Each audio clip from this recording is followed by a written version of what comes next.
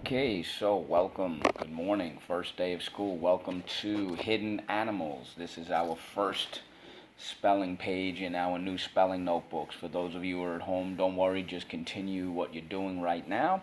You'll be fine. And again, hidden, that's the 1-1-1 rule. Notice we divide the syllable by the double consonant over here. Now, this is all about camouflage. Okay, so the first word is the word conceal. What's the word? Excellent. Conceal, which means to hide, to be unseen, to have a cover or disguise or camouflage, mask, right? Sometimes when we conceal things, we want to keep it private. I'm not going to say it's a homograph right now. Don't worry about it. Objuicy, super synonym, is when something is concealed. It's inconspicuous. And inconspicuous simply means not easily seen. Conceal. Let's go. Conceal. We use k, s, e, e, a. So let's go. First syllable, con, pinky space. Second syllable, seal, conceal. All right, so how do we mark this up? Fantastic. Underline the E. I see a rule here. Exactly. Rule 2, soft C when followed by Y, I, or E. Soft C. And again, conceal, conceals, concealed, concealing, concealment, things like that. You can always add to the root word. The next word is the word enemy. What's the word? Awesome. Enemy. All right, so an enemy is an adversary, a nemesis, an antagonist, a foe, your opposition. Sometimes it's your challenger or a combatant.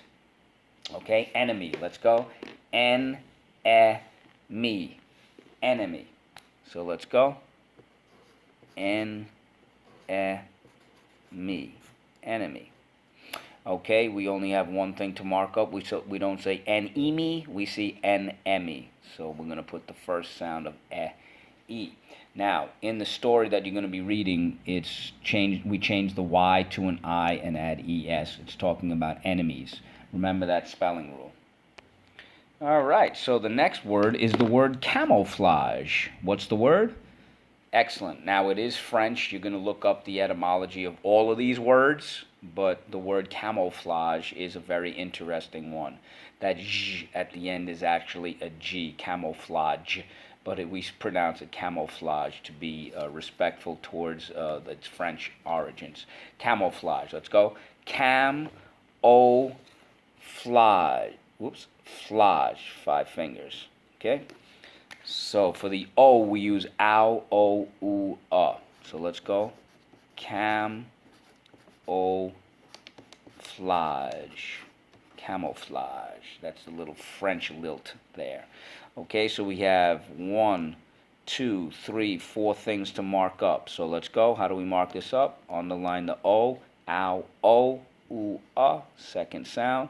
Okay, second or third sound, a. We're going to underline the G and the silent E twice, job number 3. Now, technically, it's not exactly rule 3. It's got that J sort of sound because it's French, but for our purposes, so we remember the G, let's put rule 3. Soft G sometimes when followed by Y, I, or E. All right? You guys are doing a great job. Okay. By the way, bioluminescence can be considered a version of camouflage. All right, so you might want to bring that in. Okay, so the next word is the word resemble. What's the word? Wonderful. Resemble, okay? And resemble is when something looks similar or just like something, okay? And we learned about various animals that camouflage, that can mimic or imitate the way another animal looks as a protective measurement or to go on the attack. But resemble, like you guys resemble your parents. You look like your parents, very often a mixture. So resemble sort of means you could think of it's related to, in terms of looks, it's similar, there's similarities. It's like a duplicate or a copy, or like a mirror image, not a mirror image, but a mirror to somebody. Like if I look at my mom, when people look at my mom and me, they think, oh, he's like a mirror to her. He looks very similar to his mom. Okay, resemble. So let's go. Resemble. Resemble. So let's go 3 syllables. Resemble. Resemble. Okay, and it's a bull. It's not bull. There's no voice in it. Okay. All right. We have 2 things to mark up. 3 things to mark up. Let's go. Underline the E. Second sound, underline the silent E twice. Job number 4, every syllable has to have at least 1 vowel. The E can say E at the end of a syllable. You got it. That is good old Rule 4. Rule 4. Okay? Resemble. So, the next word is the word invisible. What's the word? Awesome. Invisible.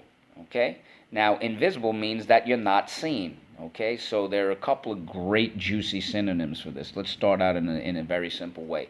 Like we play hide and seek, we're pretending that we're invisible, or there's a surprise party and we're hiding. Okay, so it has to do with that. Okay, so invisible means like it's hidden, it's concealed, it's unseen. And here are a couple of great ones also. It's unnoticeable, inconspicuous, and undetectable. Okay, invisible. Now the opposite, the antonym, is visible, meaning vision, you can see it. Okay, it's visible to your eye that the clouds are out in the sky. I just made a rhyme. Invisible, let's go. Invisible. Invisible, let's go again. Invisible. Invisible. So let's go. And the prefix in this case means not visible. Invisible. Invisible. Okay, we have 2 things to mark up. You got it. Second sound, underline the silent E twice. Job number 4, just like resemble. Resemble and invisible sort of resemble each other in that last syllable, right? Okay, every syllable has to have at least 1 vowel, and there's a classic story, The Invisible Man. The next word is the word match. What's the word? Terrific. So the word is match. Again, when something matches it, all right, like your clothing matches, okay, and your friend is wearing the same thing, you match, okay? It's like you suit each other, okay? You resemble each other, it looks like it, okay? But there are a couple of other ways to use it. Yes, it is a homograph, okay? Don't even groan. Okay, so to match, right, when something looks like something or something resembles it or it's similar to or it's an exact replica, that's a great synonym for copy. Okay, match. Okay, the other ways that we use it when you're in a competition, like a boxing match, or right, you're in a contest, it's a game. Okay, another way to use it is when you match, when you tie at the same time in a race. Okay, we matched. Now, the other way to use it, of course, is when we light something. So a little, like a fire stick, right? A flame to burn, to ignite, to set fire to, right? We strike the match. All right, so match. Let's go. Ch. We use 3-letter ch. Let's go. Ch. Match. How do we mark this up? Awesome. Underline the ch. We can use it more than one way. It is a homograph, and you will write 3 sentences explaining each of the 3 different ways that we use it. If you could think of another way, great. If you're not sure, watch this video again. Okay. So the next word is the word mimic. What's the word?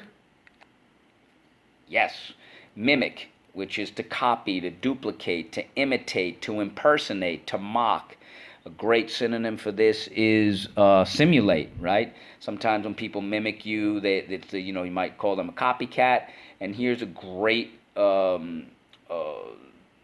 synonym for mimic also, a terrific one. We know copy, but here's a terrific one for mimic and copy. Replica or replicate. Replica. Okay, mimic. Let's go. Mimic. mimic. So there are certain animals in nature that mimic others, and they try to match them. So it protects them or it helps them go on the attack. Mimic. Mime also is another great one. Now, in your new vocabulary notebooks, I believe that there are only 7 spaces. So if you don't have space, go up to the top, or there might be room at the bottom for number 8. And number 8 is the animal that's probably most associated with camouflage, which is the chameleon. All right, the chameleon. And a great synonym for that is reptile or lizard.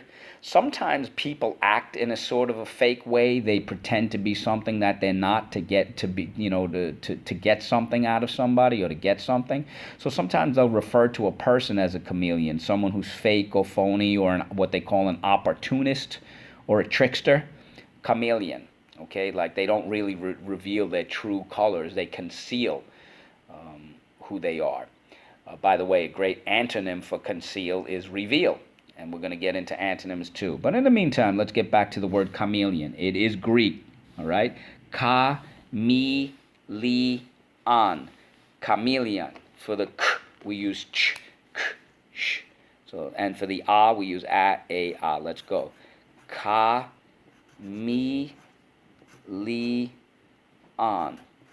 Chameleon. Okay, and we know leon, this is a Greek word, and in Spanish it's very similar for lion. Okay, so we have 1, 2, 3, 4 things to mark up. So let's go. Underline the k, third sound, ah, e. Underline the e and the e. Coming back over here, ch, k, sh. It is the second sound. Put it in between. The e can say e at the end of a syllable in both cases. That is, whoops, rule 4. Okay?